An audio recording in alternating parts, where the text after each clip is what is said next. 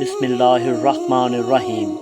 ہدایت Islamic studio کے معزز ناظرین السلام علیکم۔ آج کی ویڈیو میں ہم قیامت کے بارے میں بات کریں گے کہ قیامت کیسے رونما ہوگی اور اس کے کیا اثرات دنیا پر پڑیں گے۔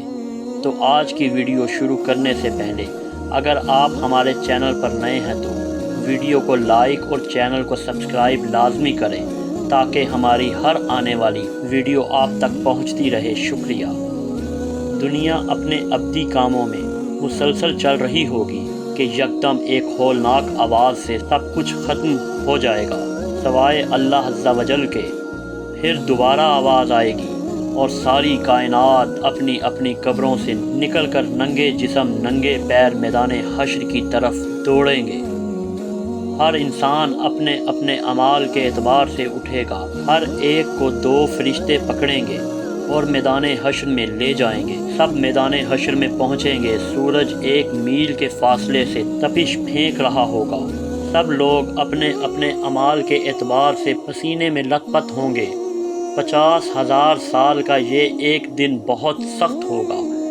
لوگوں کی حالت ایک نشے کیے ہوئے انسان کی طرح ہوگی۔ ہر نبی اپنا حوض لگا کر اپنی اپنی امت کو پانی پلائے گا۔ نبی اکرم صلی اللہ علیہ وآلہ وسلم بھی اپنی امت کو سوائے کافروں، مشرکوں، منافقوں، مردودوں اور بدعتیوں کے سب کو حوض کوثر کا پانی پلائیں گے۔ دودھ سے زیادہ سفید، شہد سے زیادہ میٹھا پانی جو ایک بار پی لے گا پھر اس لمبے ترین دن میں اسے دوبارہ پیاس نہیں لگے گی۔ پھر لوگ پریشان ہوں گے کہ اگلی کارروائی شروع ہو۔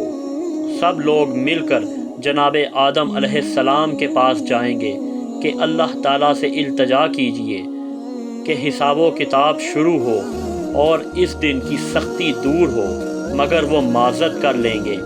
اسی طرح لوگ نوح علیہ السلام اور ابراہیم علیہ السلام کے پاس جائیں گے، پھر موسیٰ علیہ السلام کے پاس جائیں گے، وہ سب معذرت کر لیں گے۔ پھر آخر میں لوگ حضرت محمد صلی اللہ علیہ وآلہ وسلم کے پاس آئیں گے تو آپ صلی اللہ علیہ وآلہ وسلم اللہ سے دعا فرمائیں گے۔ اللہ تعالیٰ کے فرشتے آپ کو مقام محمود پر لے جائیں گے جو اللہ کے عرش کے پاس ہے۔ وہاں آپ سجدہ کریں گے، اللہ کی حمد و ثنا بیان کریں گے۔ پھر اللہ تعالیٰ کی طرف سے حکم ہوگا، آپ اٹھیں اور مانگیں، اللہ عطا فرمائے گا، اور سوال کریں گے، اللہ پورا کرے گا۔ پھر آپ حساب و کتاب کے لیے سفارش کریں گے جو قبول ہوگی۔ رسول اکرم صلی اللہ علیہ وآلہ وسلم دوبارہ میدان حشر میں تشریف لے آئیں گے۔ اسے شفاعت کبریٰ کہا جاتا ہے۔ پھر اللہ عز و جل میدان حشر میں تشریف فرما ہوں گے۔ اللہ تعالیٰ کا عرش 8 فرشتوں نے اٹھایا ہوا ہوگا۔ سب سے پہلے اللہ تعالیٰ اپنا نور ظاہر کریں گے۔ جو نمازی ہوں گے وہ سب اللہ کو سجدہ کریں گے۔ باقی تمام لوگوں کی کمریں اکڑ جائیں گی اور وہ اللہ کو سجدہ نہیں کر سکیں گے۔ پھر اللہ تعالیٰ حساب و کتاب کا آغاز فرمائیں گے اور کچھ بہت اہم کام باری باری مکمل ہوں گے۔ ہر انسان کے ہاتھ میں اس کا نامہ اعمال دے دیا جائے گا۔ ایمان والوں کو سیدھے ہاتھ میں اور کافروں کو الٹے ہاتھ میں۔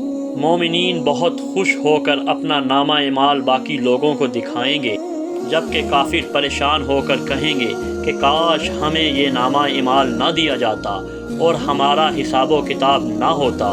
سب کو نامہ اعمال تھمانے کے بعد مشرکین و کافر کے ساتھ سوال و جواب ہوں گے، جن کا جواب وہ ہر دفعہ نفی میں دیں گے۔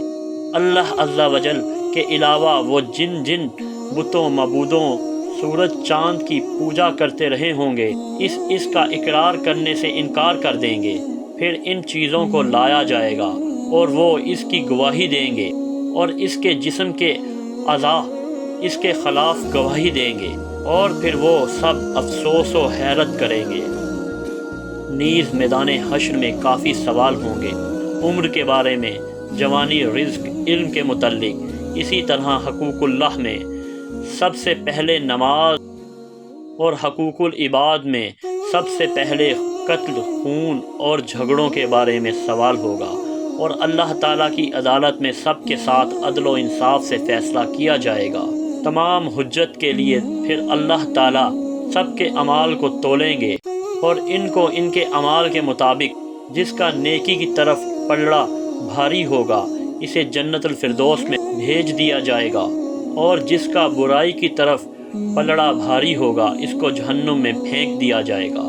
بلکہ جس کے اعمال زیادہ خراب ہوں گے اس کا تو ترازو ہی نہیں لگے گا، اور بعض کی نیکیوں کا اعمال بہت زیادہ ہوگا جس کی وجہ سے اسے جنت میں بھیج دیا جائے گا بغیر اعمال کا وزن کیے، اور وہاں کوئی کام نہیں آئے گا۔ اگر کسی کی ایک نیکی بھی کم ہوگی اور وہ دوسروں سے مانگے گا تو کوئی اس کی مدد نہ کرے گا، نہ باپ بیٹے کی، نہ بیٹا باپ کی، نہ ماں کی، کوئی کسی کی مدد نہیں کرے گا۔ سب اپنی اپنی فکر میں مصروف ہوں گے۔ پھر اعمال کے بعد ان سب کو پل صراط سے گزارا جائے گا جو کہ بال سے بھی زیادہ باریک اور تلوار کی دھار سے بھی زیادہ تیز ہوگا، اور وہاں بہت اندھیرا چھایا ہوگا، لیکن ہر شخص کو اس کے اعمالوں کے حساب سے روشنی دی جائے گی۔ وہاں گزرتے ہوئے کوئی بات کرنے کی جرت نہیں رکھتا ہوگا، صرف انبیاء اللہ تعالیٰ سے سلامتی کی دعا کر رہے ہوں گے، اور مومن اپنے مزید نور کی طلب کے لیے اللہ سے دعا کریں گے۔ اپنے اپنے گناہ کے اعتبار سے لوگ پل صراط سے نیچے جہنم میں گرتے رہیں گے۔ کچھ مومن تیزی سے گزر جائیں گے اور کچھ آہستہ سے، اور کچھ گرتے گراتے اور کچھ بہت دیر سے۔ پل صراط کے آخری مقام پر تمام ایمان والے روک لیے جائیں گے۔ اگر ان کے دلوں میں کچھ کینہ، بغض وغیرہ ہوگا تو انہیں وہیں سے صاف کر کے آگے جنت میں بھیج دیے جائیں گے۔ وہاں ایک نہر حیات ہوگی جہاں ان سب کو ڈالا جائے گا۔ سب جنتی 32-33 سال کے خوبصورت 60-70 ہاتھ قد کے جوان بن جائیں گے۔ جنت میں داخلہ اور سفارش سب سے پہلے حضرت محمد صلی اللہ علیہ وآلہ وسلم اپنی امت کو لے کر جنت میں داخل ہوں گے۔ جنت میں کچھ لوگوں کو بغیر حساب و کتاب کے داخل بھی کیا جائے گا جن کی تعداد کم از کم امت محمدیہ سے 49 لاکھ ہوگی۔ نبی اکرم صلی اللہ علیہ وآلہ وسلم کو خیال آئے گا کہ شاید میری امت کے کچھ لوگ جنت میں نہیں آئے۔ پھر رسول اکرم صلی اللہ علیہ وآلہ وسلم اللہ کے آگے سجدے میں گر جائیں گے، اور اللہ کے حکم سے پھر آپ اہل ایمان کی سفارش کر کے جو جہنم میں اپنے اعمال سیاہ کی وجہ سے گر گئے ہوں گے انہیں نکال کر لائیں گے۔ اسے شفاعت صغریٰ کہا جاتا ہے۔ پھر اسی طرح شہداء، انبیاء، فرشتے، مومن بھی سفارش کریں گے، اور جن کے دل میں رائی کے دانے کے برابر ایمان ہوگا انہیں جہنم سے نکال کر لے آئیں گے۔ کچھ لوگ ایسے بھی ہوں گے جن کے اعمال حسنہ اور سیاہ برابر ہوں گے کہ انہیں کچھ دیر مقام عراف میں ٹھہرایا جائے گا۔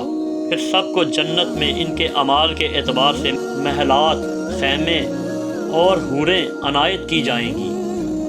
آخر میں اللہ تعالیٰ جنتیوں اور جہنمیوں کو بلا کر سب کے سامنے موت کو ذبح کر دیں گے، اور اعلان ہوگا کہ آج کے بعد کسی کو موت نہیں آئے گی۔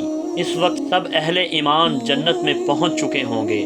جہنم میں صرف کافر، مشرک اور منافق ہی رہ چکے ہوں گے، کیونکہ وہ ابدی یعنی ہمیشہ کے لیے جہنمی ہیں۔